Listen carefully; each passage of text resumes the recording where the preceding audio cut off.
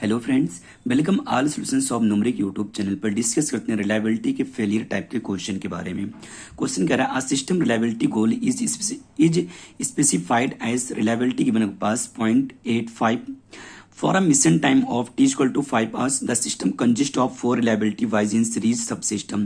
Their predicted failure rates, ये क्या है आपके पास 4 फेलियर रेट्स गिवन है।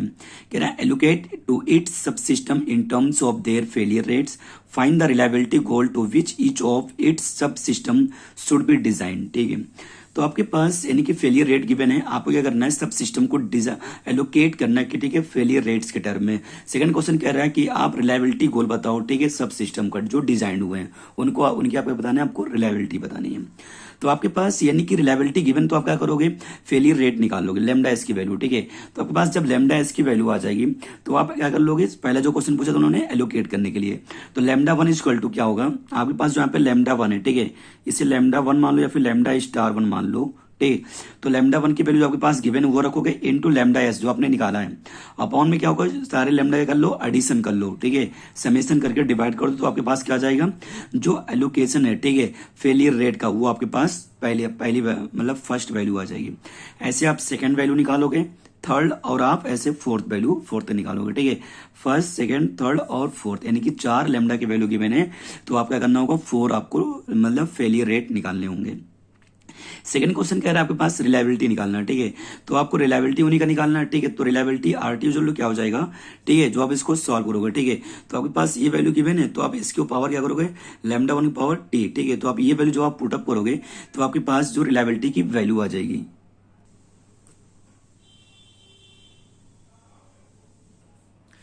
तो आपके ये मतलब R1, R2, R3 और R4 की वैल्यू ऐसे फाइंड आउट हो जाएगी।